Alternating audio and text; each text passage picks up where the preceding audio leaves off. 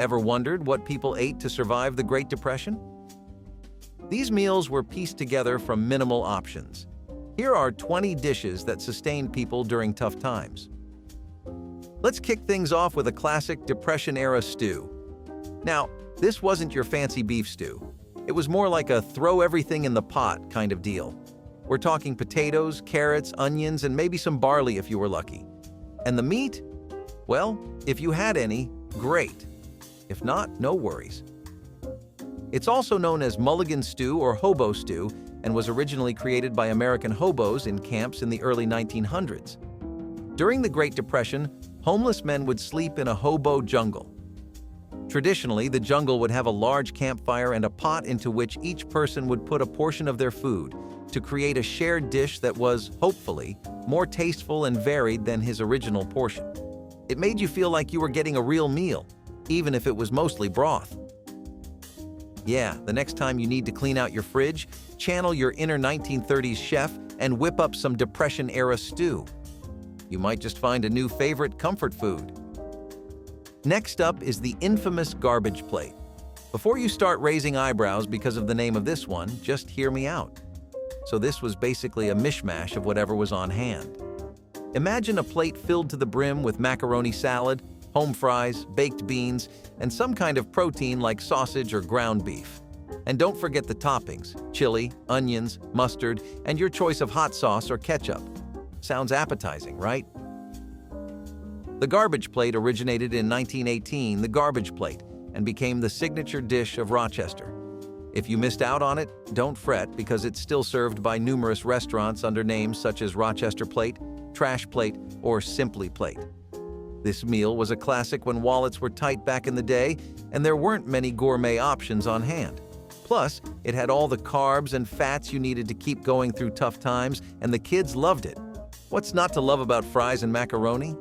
This dish is a classic example of don't judge a book by its cover, or in this case, by its name.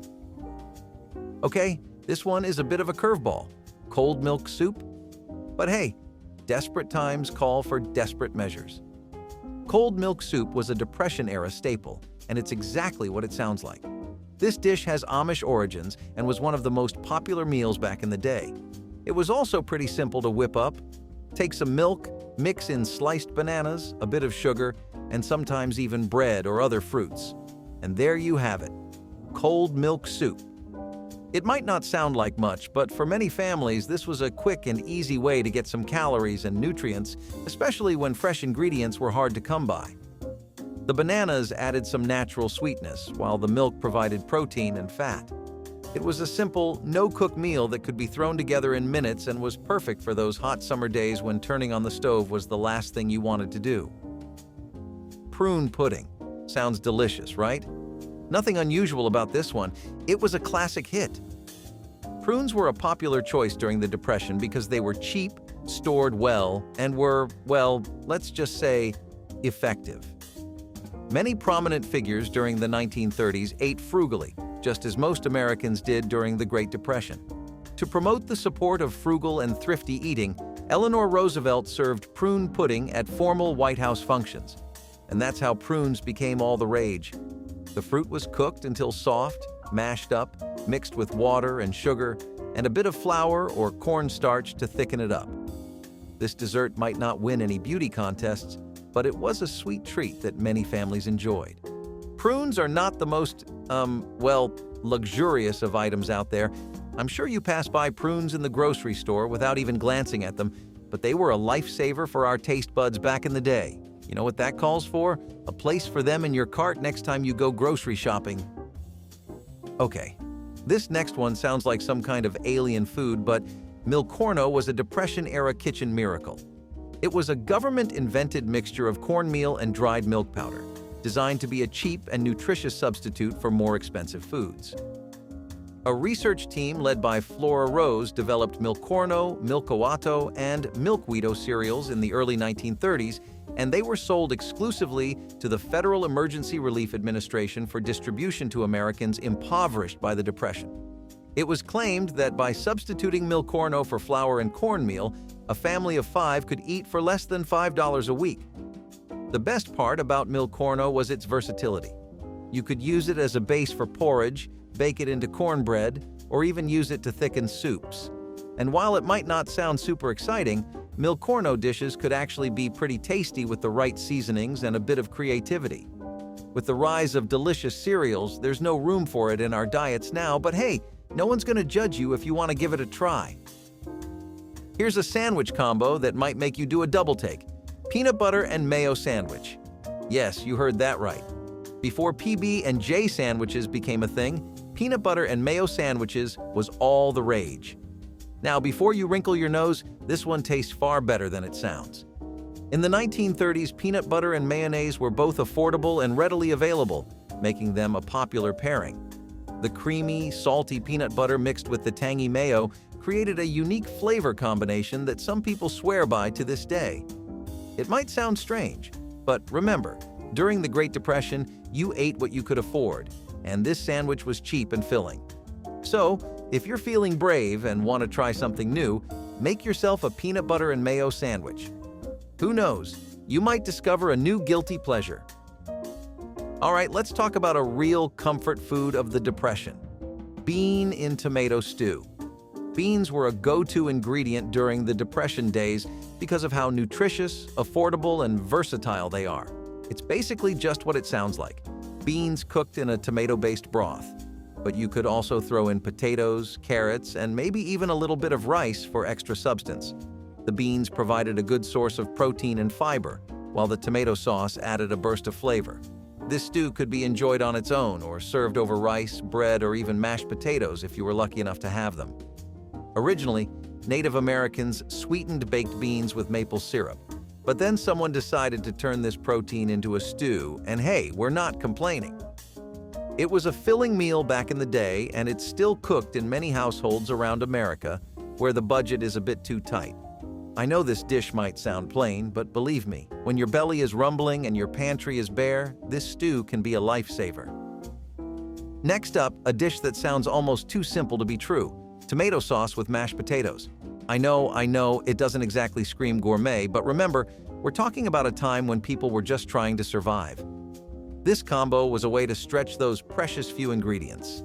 During the Great Depression, potatoes were a cheap and filling staple, and tomato sauce was an easy way to add flavor. This dish was essentially a plate of creamy mashed potatoes topped with a savory tomato sauce.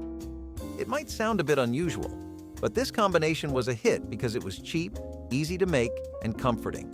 Plus, potatoes were versatile. You could mash them, fry them, or bake them depending on what you had. So, if you're ever in the mood for a simple yet tasty meal, try tomato sauce with mashed potatoes. Let's see if this humble dish can impress our modern taste buds. Who says you need apples to make an apple pie?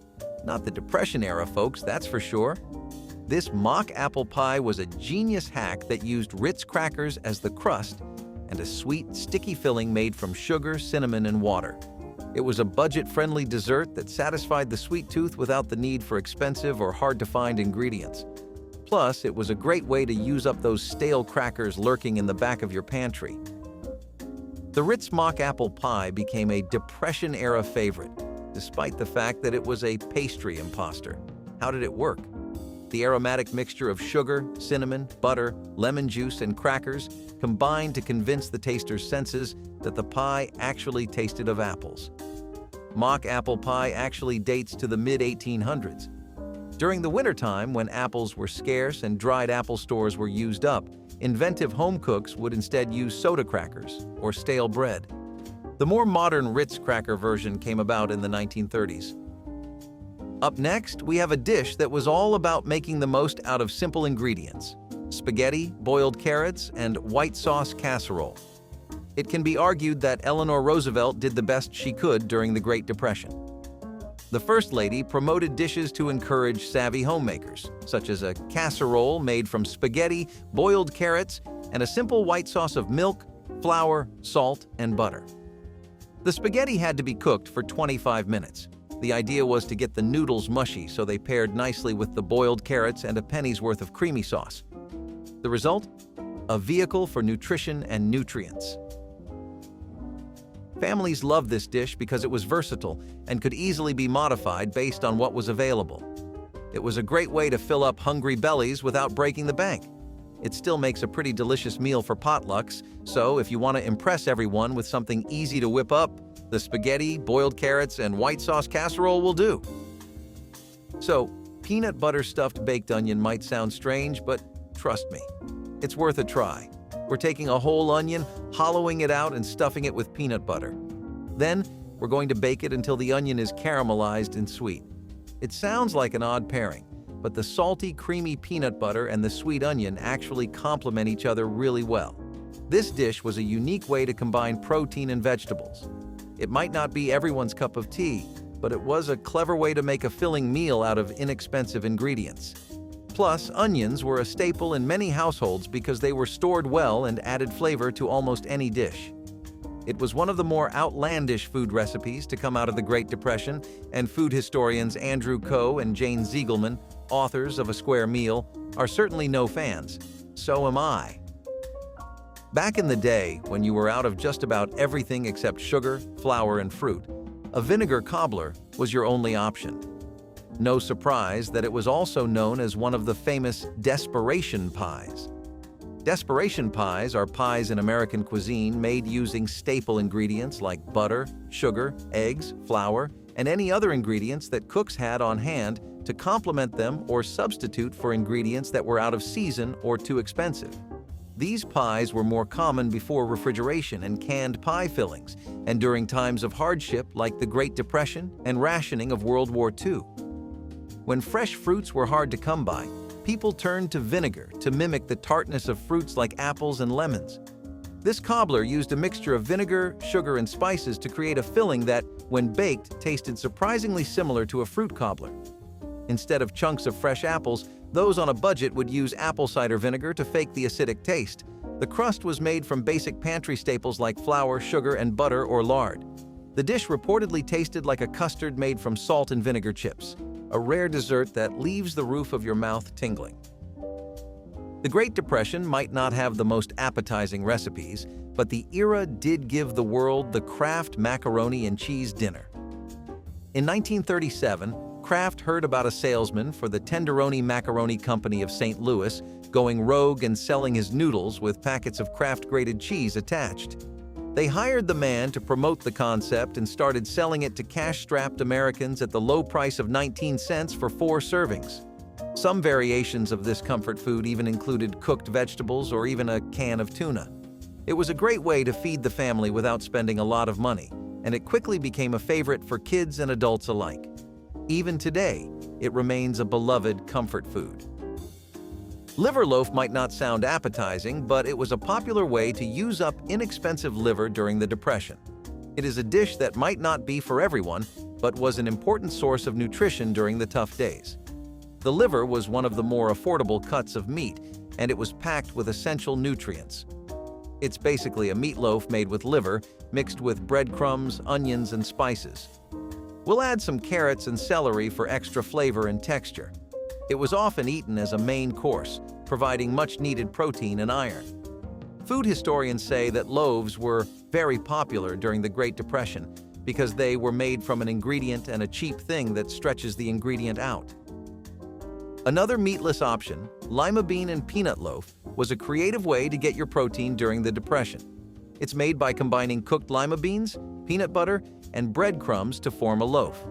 The result was a savory loaf with a nutty flavor and a satisfying texture. It was an excellent meatless option for families looking to stretch their food budget. Plus, it was a great way to use up leftover beans and peanuts, ensuring nothing went to waste. Lima bean loaf allegedly tastes a bit like falafel, but is best with lots of highly seasoned gravy.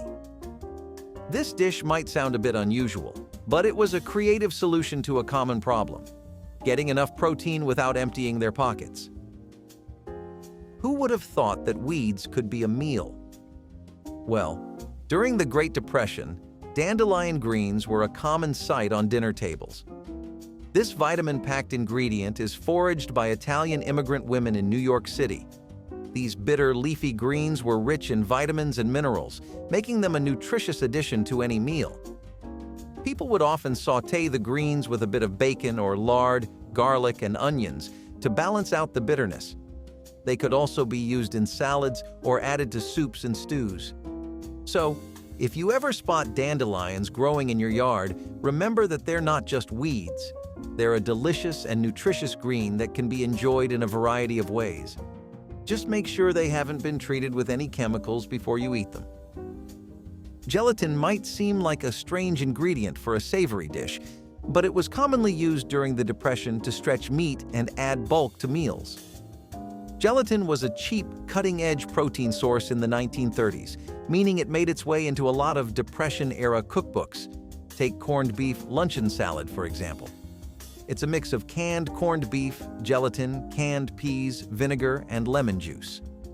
The dish was not a hit with culinary historian Jane Ziegelman, who described it as wrong in every way possible, just from the color to the smell, the texture, the flavor, and the way it feels in one's mouth. But it was all the rage back in the day. It might sound odd, but it was a popular way to use up leftovers. When sugar and milk were scarce, cornstarch pudding became a popular dessert. It's a simple mixture of cornstarch, sugar, and milk, cooked until thickened. This creamy pudding was made with just a few basic ingredients: milk, sugar, cornstarch, and a pinch of salt. It was a quick and easy dessert that could be flavored with vanilla, chocolate, or even fruit extracts, depending on what you had on hand. Cornstarch pudding was a favorite because it was cheap, easy to make, and could be customized to suit different tastes. It was a comforting treat that provided a little sweetness during tough times. So, if you're in the mood for a simple, nostalgic dessert, whip up a batch of cornstarch pudding. Who knows? It might just hit the right spot. This classic comfort food was a popular choice during the Depression. Creamed chipped beef on toast, or SOS, as it's sometimes called, was made with a creamy sauce poured over chipped beef and served on toast. Chipped beef is a form of pressed, salted, and dried beef that has been sliced into thin pieces. Some makers smoke the dried beef for more flavor. The dish was popular because it was inexpensive and used readily available ingredients. The dried beef could be stored for long periods, and the white sauce was made from basic pantry staples like flour, milk, and butter. Last, but certainly not least, we have poor man's stew, also known as Hoover stew, a dish named after President Herbert Hoover, who was often blamed for the hardships of the Great Depression. This simple stew was made with hot dogs, macaroni, canned tomatoes, and whatever vegetables were available. It was a hearty, one-pot meal that made the most of inexpensive ingredients. It was a filling and flavorful meal that could feed a family on a tight budget. It might not be fancy, but it did what it had to do back in the day. Do these Great Depression foods stir up tasty memories? If so, like this video, click subscribe, and stay tuned for more nostalgia trips.